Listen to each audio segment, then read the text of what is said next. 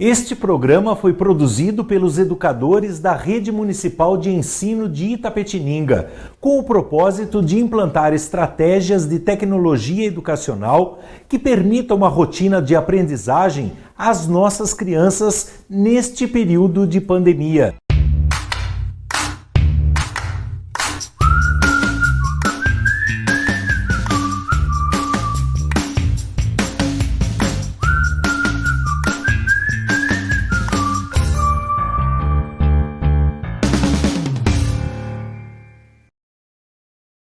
Bom dia, crianças! Tudo bem com vocês? Eu sou a professora Daiane do primeiro ano do Sistema Municipal de Ensino de Itapetininga. E hoje é a nossa aula de língua portuguesa. E para a aula de hoje, eu quero que vocês peguem o livro de língua portuguesa do Sistema SESI de Ensino. Pegaram? Nós estamos conversando sobre a unidade 2, o que é adivinhas. E hoje eu quero que vocês abram na página 32. Como é mesmo 32? Isso, muito bem, o 3 e o 2. E eu farei a leitura da atividade de número 6. Me acompanhem. Atividade 6. Você já conheceu várias adivinhas. Escolha uma que você saiba de cor para escrever com um colega. Depois leiam a adivinha para a turma. Aí na atividade está pedindo para que você escreva com um colega, mas hoje nós faremos diferente. Hoje faremos eu e vocês aí de casa. Combinado? E hoje vocês me ajudarão a escrever a minha adivinha favorita. E sabe qual é a minha adivinha favorita? Eu vou contar para vocês. É assim: o que é que anda com os pés na cabeça? O que será que é? Essa é a minha adivinha favorita e hoje vocês me ajudarão. Nós faremos uma escrita coletiva da minha adivinha favorita. E eu quero que vocês me acompanhem. Eu irei escrever aqui no quadro e vocês vão anotando aí no livro de vocês. Prestem bastante atenção para não se esquecer de nenhuma letrinha. Vamos lá? Eu vou começar. Mas antes, como é que eu começo uma adivinha mesmo?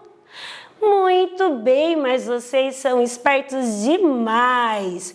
Eu começo sempre com o que é, o que é. Então vamos lá? Qual é a primeira letrinha? A letrinha O e depois o que. Como é esse que? O que é? Olha o é. Tem uma vírgula. O que é? E depois, o que eu não posso esquecer? Muito bem, do pontinho de interrogação, porque está fazendo uma pergunta. O que é? O que é? E agora nós vamos começar a escrever a adivinha embaixo. Que anda, que? Olha o que novamente. Que, aí na linha de baixo. E depois do ladinho do que? A letrinha U. O que? Tá faltando uma letrinha. Muito bem, a letrinha E. Que? Agora eu vou escrever outra palavra. Tem que dar um espacinho. Tá joia? Que anda. Como será que eu escrevo esse anda? A letrinha A. Para fazer esse sonzinho, eu preciso colocar a letrinha N. E o dá? Igual o dá da professora Daiane. O D e o A. Que anda. E agora? Com. Como eu escrevo com? Com é o C. E depois? O O. E no final, o M, que anda com o quê? Os pés. Como eu faço os? O e o S. Com os, vamos ver o que tanto nós já escrevemos. O que é, o que é. Que anda com os pés. Como é pés? É o P. P e o E. O E com um acentinho agudo. Pés. Quem faz esse sonzinho? O S. Que anda com os pés na. Como eu faço na? Eu separo porque é outra palavrinha. Na. N e o A. Que anda com os pés na... Onde mesmo? Cabeça. Muito bem. K, C e o A igual ao K da Carolina. K e o B da bexiga.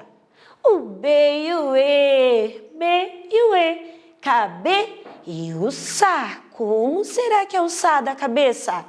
Ah, mas vocês são muito espertos. O C cedilha e o A. Olha quantas palavras nós escrevemos nessa adivinha. Vamos fazer a leitura para ver se não está faltando nada. Vamos lá?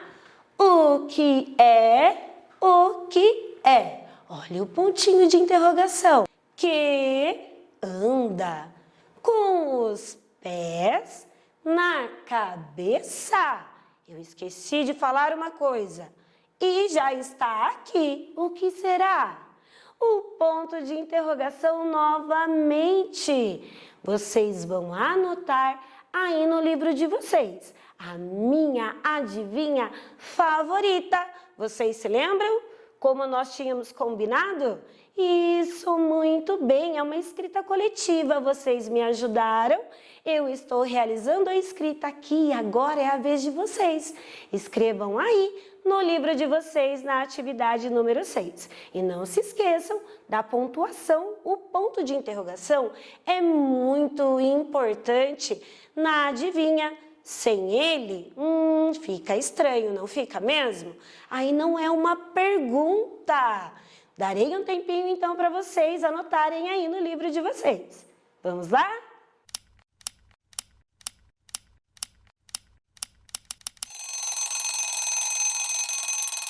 Muito bem, vocês anotaram? Ah, eu tenho certeza que sim. E para amanhã eu vou deixar uma tarefinha. A tarefinha está aqui, eu vou ler para vocês. É a tarefinha da atividade número 7. Vamos colocar a adivinha em ordem. Destaque as partes que estão no encarte 4. Coloque-as em ordem, colhe-as nos espaços a seguir.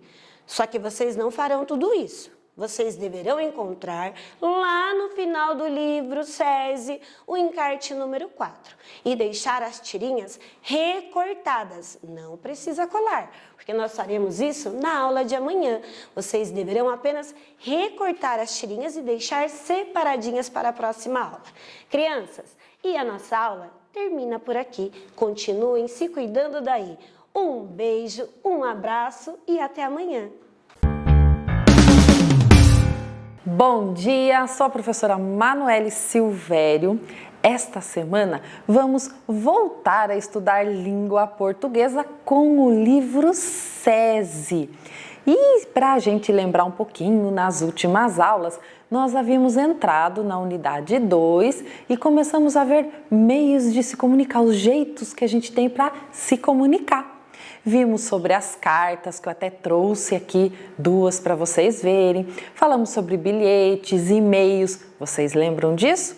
Pois, esta semana vamos dar continuidade a tudo isso e aprender um pouquinho mais. Então, peguem o livro de língua portuguesa e abram lá na página 42. Abriram? Então, vamos lá. Olha o que tem aí. Leia os bilhetes a seguir. Então, serão 2 bilhetes. Vamos ler? Dia 15 de maio de 2020, Sofia. Não se esqueça de arrumar sua cama, escovar os dentes e lavar o rosto. Beijos da mamãe. PS. Quando chegar, quero ver sua lição da escola. Olha só, então aqui era um bilhetinho, como a gente já viu, que é sempre um recadinho, alguma coisa rápida que você quer passar para alguém. E aqui nesse bilhetinho, ó, tem a data, tem para quem é o bilhete, ou seja, o destinatário, tem o assunto, a despedida, aqui beijos da mamãe, e tem esse PS. Sabe para que serve? Esse PS é como se fosse uma observação, algo que você esqueceu de escrever no assunto, lembrou ali no finalzinho e para não precisar fazer tudo de novo, você coloca ele PS e escreve aquilo que você havia esquecido. Então aqui o primeiro bilhete. E aí no livro tem mais um bilhetinho. Olha só, 25/8/2020, senhores pais e responsáveis. Na segunda-feira, dia 31/8, faremos uma salada de frutas na escola para comemorarmos o início do projeto de alimentação saudável. Por isso, solicitamos doação de frutas, exceto bananas. Agradeço a colaboração de todos, professora Maria Cecília. E olha só, esse aqui já é um outro tipo de bilhetinho, algo um pouquinho mais formal, um bilhetinho ali, um recadinho, um aviso para os pais, né, dos alunos de uma escola, até a professora quem assinou o bilhetinho, né, avisando assim de o que deveria ser feito para uma próxima aula. Conseguiram entender tudo? Prestaram bem atenção nos bilhetinhos, o que tem, o que não pode esquecer de escrever? Muito bem, então vamos ali para a primeira atividade do livro. Converse com os colegas para descobrir o que esses textos têm em comum. Registre suas descobertas. E aí, olhando esses dois bilhetinhos ali, o que eles têm em comum ali? O que eles são parecidos? Muito bem, você é muito esperto, rapidinho você já começou a responder. Isso mesmo, olha só, voltando lá, nos dois bilhetinhos eles têm a data, pode ver que a data está sempre no início do bilhete.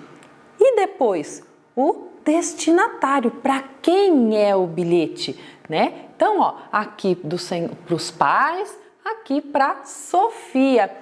E o que mais? Tem o assunto, aí tem a despedida. Olha só, o assunto e a despedida. Olha só, agradeço a colaboração de todos, beijos da mamãe. E a assinatura, muito importante colocar quem escreveu, porque se você escreve para alguém e esquece de colocar seu nome, como que essa pessoa vai saber que foi você quem escreveu? Então, não pode esquecer a assinatura aqui da professora e aqui da mamãe.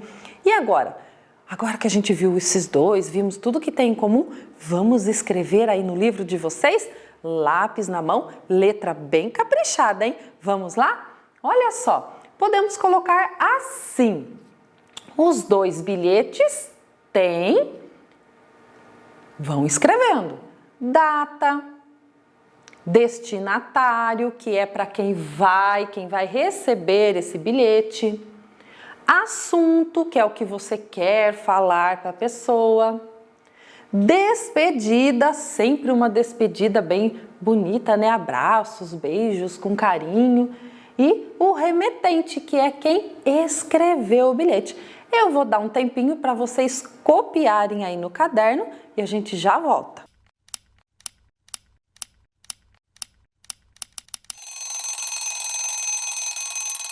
Copiaram? Muito bem! E vocês entenderam bem como que é o bilhete, todas as etapas do bilhete? Então agora, antes de a gente encerrar a nossa aula, eu vou deixar uma tarefa e olha, eu quero capricho nessa tarefa, hein? Olha só, o que será que é isso que vocês estão vendo aqui na minha lousa? Isso mesmo, são bilhetinhos, são recadinhos e é isso que vocês vão fazer aí na casa de vocês. Caprichado, hein? Pensem bem. Olha só. Então, a ideia vai ser assim. Vocês vão escolher aí, pegar um papelzinho, caprichem no papelzinho para ficar bem bonito, né? E escreva um bilhetinho para alguém aí da casa. De preferência, vários. Você pode escrever para a mamãe, para o papai, para o irmão, para a avó, para a tia, quem está aí com vocês. E até escrever um bilhete para pôr na porta da casa de vocês. Olha só, o que a gente vai escrever, professora? Algo sobre os cuidados com a saúde que a gente está tendo que ter aqui nesta época. Por exemplo, você pode escrever assim: mamãe, quando for ao mercado, não esqueça da máscara. Para o papai, papai, quando chegar do serviço, troque suas roupas, lave sua mão e passe bastante álcool em gel antes de entrar em casa. Pode pôr um bilhetinho lá no portão da sua casa assim: não estamos recebendo visita nesta pandemia, volte um outro dia. É uma boa, assim ninguém corre riscos aí de prejudicar a saúde. Então, vocês vão pensar muito no bilhetinho, escrever bem caprichado, lembrando de colocar a data, o destinatário, ou seja, quem vai ler esse bilhete, escreve o assunto, assina, né? Tem que pôr o seu nome. Ah, não pode esquecer da despedida. Faça bem caprichado, tira foto, manda para a professora, compartilha com os amigos para ver quais ideias que eles tiveram, certo? E vão se cuidando também. Não pode esquecer de cuidar da saúde de vocês e estudar.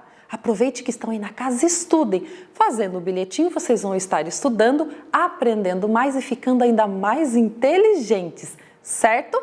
Então, eu vou encerrar a minha aula aqui, deixando um super beijo para vocês. Olá, crianças! Tudo bem com vocês? Espero que sim. Eu sou a professora Aline Freitas, do 3º ano do Sistema Municipal de Ensino de Itapetininga. Nesta semana, nós vamos retomar as aulas de língua portuguesa. Mas antes da aula de hoje, vamos relembrar as aulas anteriores? Vamos lá? Então, como vimos na aula anterior, nós trabalhamos com poema e estrutura de texto. Estrutura de texto, professora, o que é isso? Lembram das características que nós encontramos nestes textos? Nos poemas? Tanto para identificá-los, como também para escrever. Lembrando que nem todos os poemas têm as mesmas características. Quais eram mesmo? Isto, rimas, estrofes e versos. Muito bem. Na aula de hoje, nós vamos lembrar e rever poemas visuais. Vocês já viram poemas visuais? Já leram? Não? Então vamos relembrar o que significa poemas visuais? Vamos lá? Olhem lá. Poemas visuais ou concretos são aqueles poemas que combinam palavras e desenhos na sua estrutura e servem para divertir e expressar sentimentos. Vocês se lembram que nas aulas anteriores eu falei que umas das características de um poema eram rimas, versos e estrofes, e que alguns autores e escritores também davam formas usando as palavrinhas para combinar com desenhos. E são esses poemas que nós vamos ver nestas aulas. Então agora, peguem o livro de vocês de língua portuguesa. Vou dar um tempinho para vocês se organizarem. Olhem lá.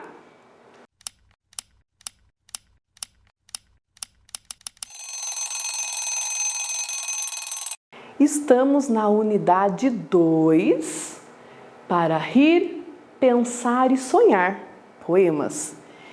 Mas hoje vocês vão abrir lá na página 44, no exercício 8.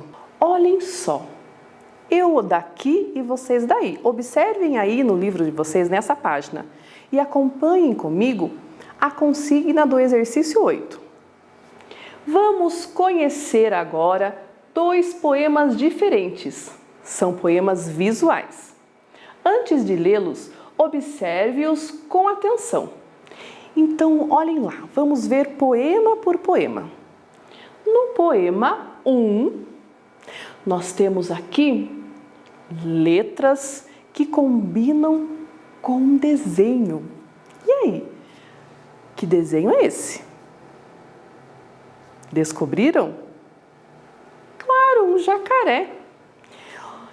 Olhem ali em letras grandes, está escrito jacaré letrado. O que será que significa? Isso mesmo, é o título deste poema, Jacaré Letrado. Mas por que será que o escritor escolheu este título? E aí, crianças? Ah, vocês observaram que no desenho do jacaré existem muitas letrinhas formando o jacaré? E vocês conseguem observar que essas letrinhas formam uma palavra? Qual é? Isso mesmo, crianças, jacaré. Observem que o jacaré está escrito várias vezes e também às vezes aparece o jacaré com as letrinhas cortadas, formando um jacaré. E aí, por que será que o escritor colocou este título para este poema? Será porque ele sabe ler, porque ele sabe escrever, porque ele gosta de escrever poemas? Ou porque será que para formar o desenho jacaré? Você viu que criativo? E não é difícil, não é mesmo, crianças? Agora, vamos observar o poema 2.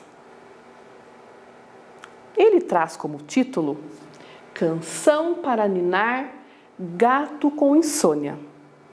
Porém, crianças, observem as palavrinhas que formam esse poema. Tem alguma palavra escrito gato? Não, não é mesmo? Quais as palavras que vocês conseguem ler? Porque são palavras. E aí? Você encontrou rom? Muito bem, olha quantas vezes aparece essa palavrinha no poema. Rom, rom. Olhe lá. O que será que significa essa palavrinha? Quem aí de casa tem um gatinho e já ouviu o ruído que ele faz? Além do miado, é claro. O que será que o escritor quis dizer com a palavra rom? Vamos descobrir? Será que você acertou? A palavra rom quer dizer ronronar. É o ruído que o gatinho faz. Quando que o gatinho faz este som? Vamos ver? Vamos descobrir? Rom representa o som emitido pelo gato quando ele está com sono, quando ele está feliz, quando ele está pedindo carinho ou está gostando do carinho que está recebendo. Ele fica ronronando. Lembrou-se então deste som que o gatinho emite? Mas olhem lá, vamos observar de novo esse poema. Aqui nós encontramos várias letrinhas repetidas. Que letrinha é essa? Z. Olha quantas vezes. E vocês sabiam que ele forma uma palavra? Mas como assim, professora? Várias letrinhas juntas formam uma palavra? O que vocês acham? Vamos ver? Olhe lá. E aí, crianças, será que é uma palavra? É uma palavra. Mas onde podemos encontrar esta palavra? Vou dar algumas dicas para vocês. Vocês já leram, com certeza, gibis. Vocês já encontraram essa palavra nos gibis? Vou dar mais uma dica. Nos aplicativos de computador e celular, existem os emoji.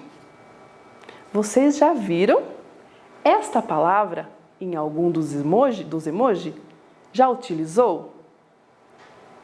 Então, eu vou deixar um desafio para vocês.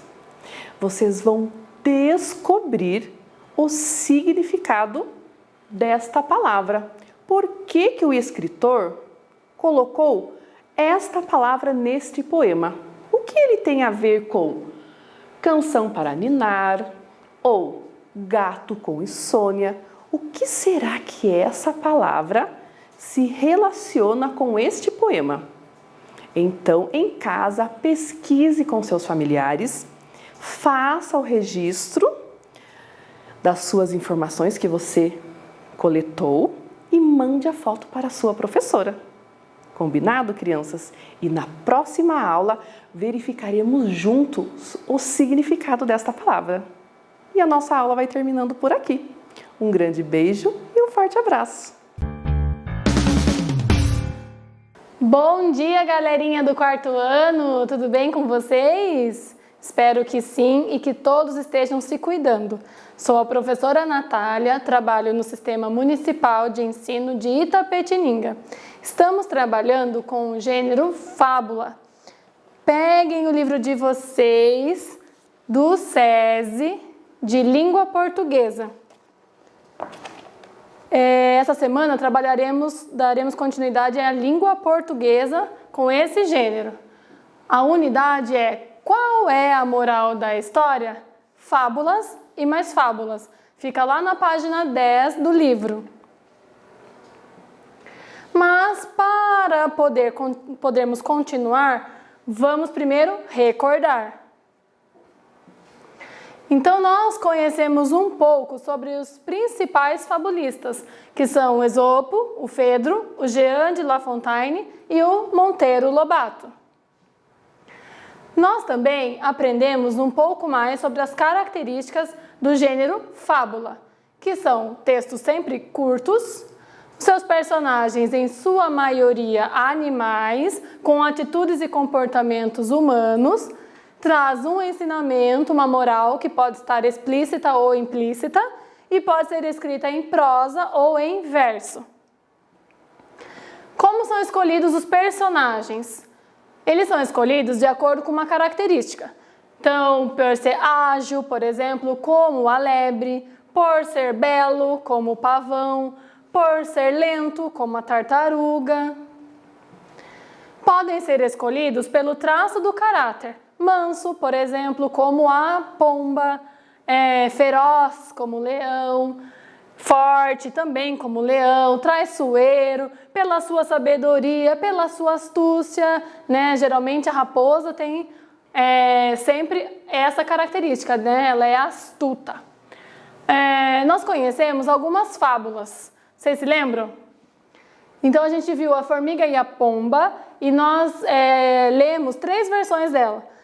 Vocês lembram também que reescrita não é uma cópia e que depende da visão do autor, do vocabulário, da época, da região. A linguagem modifica conforme a reescrita. Nós também lemos 2 versões da Raposa e as Uvas. A versão em prosa e a versão em verso. A Raposa e a Cegonha, nós estudamos também mais uma vez a personagem Raposa, né? Que ela é tão famosa no meio das fábulas. O Menino que Mentia, ele é a única que a gente leu até agora que não foi usado o personagem animal, mas o menino tinha as características de muitos seres humanos por aí, não é verdade? E aí o Leão e o Ratinho, que também vimos 2 versões, a do Monteiro Lobato, que foi a segunda versão, e a primeira do Jean de La Fontaine. Vocês observaram que tem 2 linguagens totalmente diferentes uma da outra? Então, sempre que tem uma reescrita, né, o autor coloca lá o seu vocabulário, a sua realidade, a sua vivência. O menino que mentia, que a gente fez a leitura, a gente fez a análise, a gente observou que ele estava em prosa, né? Observou também as suas pontuações na questão do diálogo. E também observamos que a moral ela está no final, né? Ela está explícita e está no final do texto. Já no Corvo e a Raposa, a gente observou o quê? Que está em versos, né? E que a moral ela está explícita também, só que não no final, né? No decorrer do texto. Vaidoso se rebaixa, face a quem resolve bajular. E aí, no livro do SESI, lá na página 20, nós fizemos esse quadro aí. Nós preenchemos esse quadro com alguns, comparando os dois textos, o menino que mentia e o Corvo e a Raposa, né? E comparando as semelhanças e as diferenças, né, dos dois textos. Então, os personagens, o menino e os vizinhos, o Corvo e a Raposa. As características, o menino era falso e mentiroso, né? Era enganador. Os vizinhos prestativos, preocupados com a segurança do menino. Já do Corvo e a Raposa, o Corvo vaidoso e a Raposa esperta, né? Isso aqui a gente está revendo para vocês relembrarem todas as atividades que a gente já fez, o que a gente aprendeu sobre a fábula, né? Forma como a história é contada. O menino que mentia, como a gente acabou de ver, estava em prosa e o Corvo e a Raposa em verso. O lugar da fábula em que aparece a moral após terminar a fábula, no final do texto, né? E na parte final da fábula, né? Dentro do próprio texto, lá em prosa, em verso, tá? No decorrer do texto. E aí vem a continuação. Como a fábula começa? Essa é uma característica que em todas as fábulas vão ser assim. O início da fábula sempre vai apresentar os personagens e contar o que eles fazem, tanto nesse como no Corvo e a Raposa. O ensinamento do menino que mentia é não mentir, né? Porque senão ninguém vai acreditar, né? Quando falar a verdade. E tomar cuidado com quem faz muitos elogios. E agora, vamos falar um pouquinho sobre as duas versões da fábula O Leão e o Ratinho. Observem com atenção cada moral utilizada nessas fábulas. Observem a primeira. Uma boa ação ganha outra. Vocês se lembram que essa mesma moral cabe muito bem, ou até em algumas versões é usada na pomba e a formiga. Lembram? Porque a ação da pomba com a formiga retribuiu, né? Ganhou a ração da formiga. E também mais vale paciência pequenina do que arrancos de leão. De quem foi a paciência pequenina? Do ratinho, né? E o leão, né? O que vale mais para nós seres humanos? Muitas vezes a gente acha que tem que resolver na briga, na discussão, sem paciência. E, na verdade, o que vale mais é a nossa paciência. E lembram também que eu pedi que vocês fizessem a escrita do que vocês entenderam nessas duas morais. Vocês fizeram? Mostraram para o professor de vocês? Vocês entenderam como eu entendi ou vocês fizeram diferente? Fiquei curiosa, hein? E agora, na atividade 10, que está lá no livro, na página... Abram aí comigo, na página 22. Como antigamente as fábulas eram transmitidas oralmente, elas costumam ter muitas versões, lembram? Dependendo das diferentes épocas e regiões em que foram registradas por escrito. Vamos conhecer 3 versões da fábula O Lobo e o Cordeiro.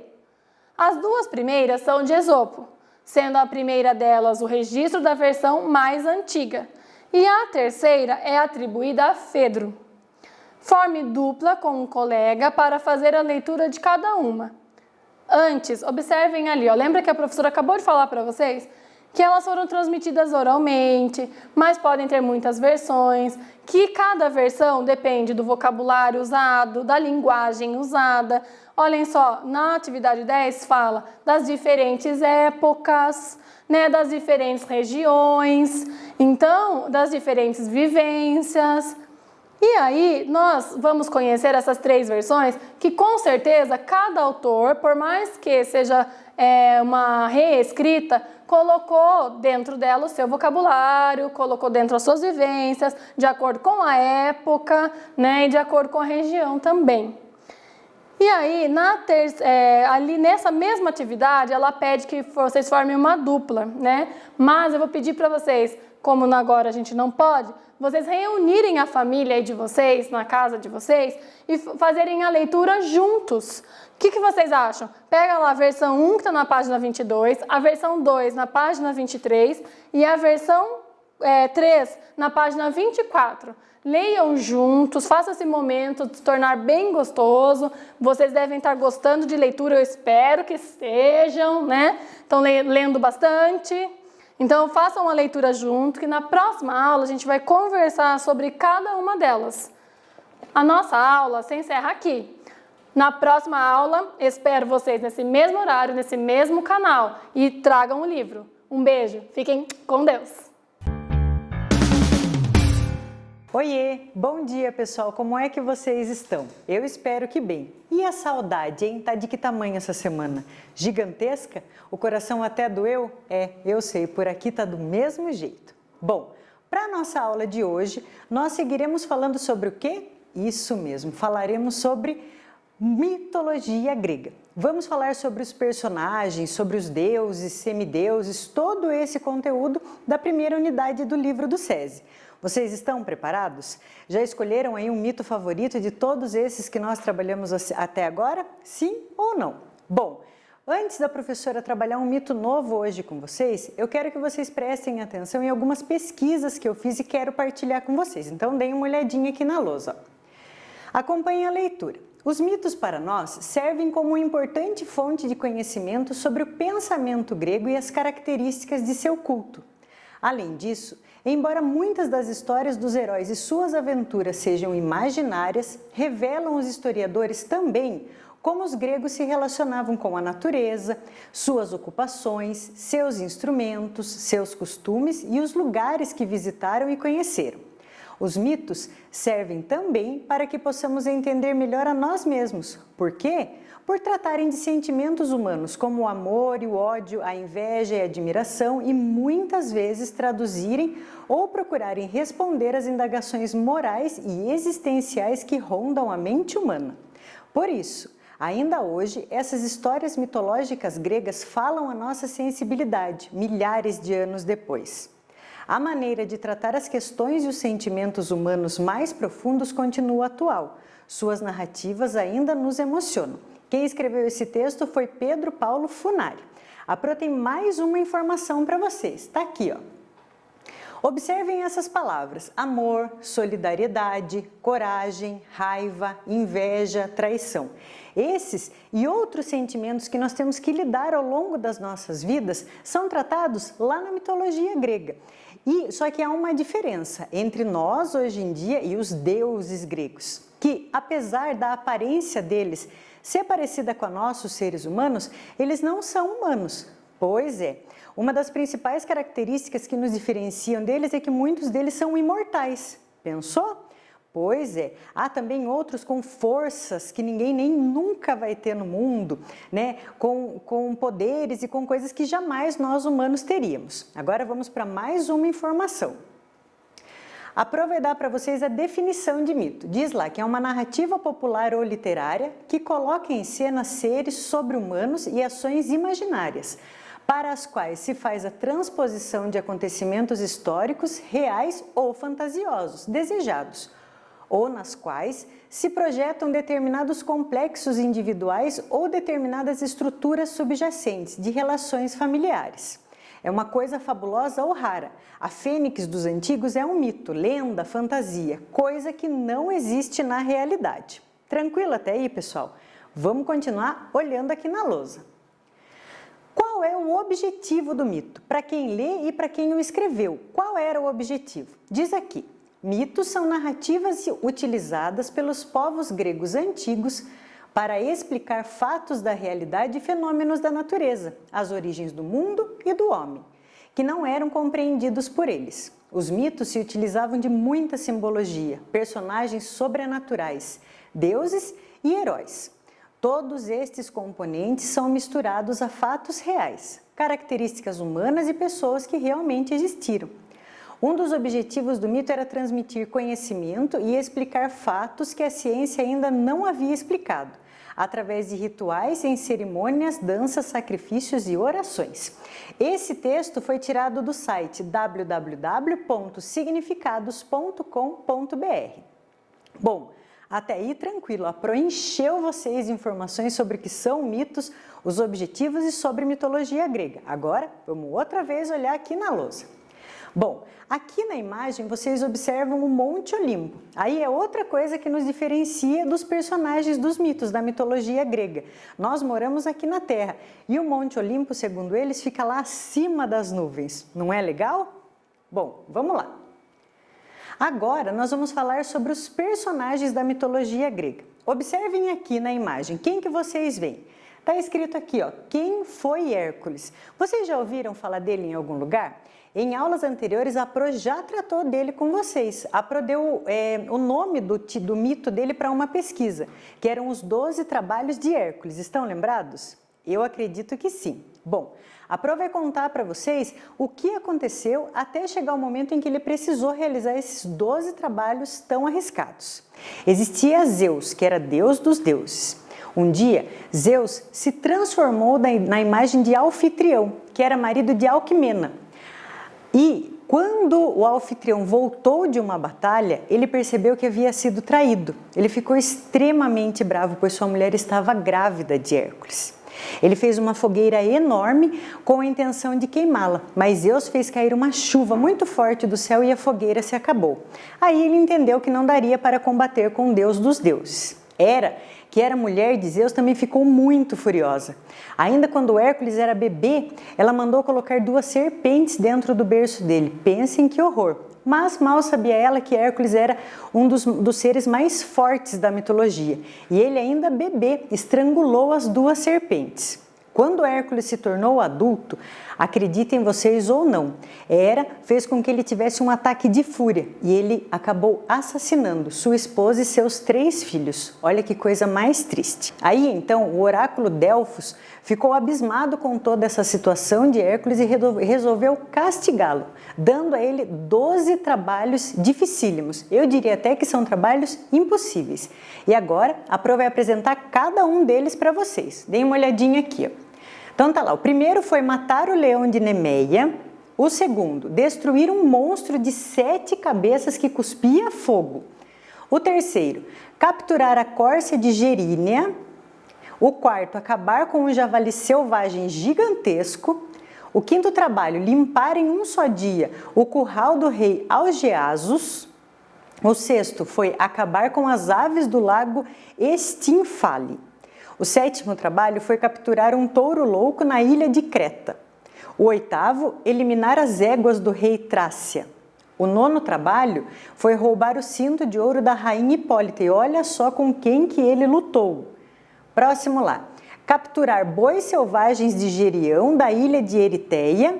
O 11º trabalho foi roubar as maçãs douradas das ninfas no jardim das Hespérides. E o 12º trabalho foi capturar o cão de 3 cabeças, Cérberto, guardião dos portões do inferno. Eu, sinceramente, fico até sem palavras. Eu, aqui, humana, dizendo para vocês que não leram ainda esse mito, quero que vocês fiquem curiosos para saber se ele realizou mesmo todos esses trabalhos dificílimos. E para encerrar a nossa aula, vamos para a tarefa de hoje, que é essa aqui, ó. Pesquise sobre os personagens da mitologia grega. Você não precisa copiar em nenhum lugar, mas faz uma pesquisa na internet ou conversa com as pessoas próximas sobre quais são os personagens que ela conhece e quais são as principais características, assim como a Pro faz com vocês aqui na aula. Não precisa anotar nada, só guarda na memória as principais características, que eu já vou adiantar. Para a aula de amanhã, haverá perguntas sobre as características, quem são os personagens, então estuda os principais lá que a Pro já deu um nome de um ou outro aqui na aula, combinado? Então, façam com bastante atenção, guarda tudo na memória, que eu espero vocês aqui para a nossa aula de amanhã, certo? Então é isso, fiquem com Deus e um beijo!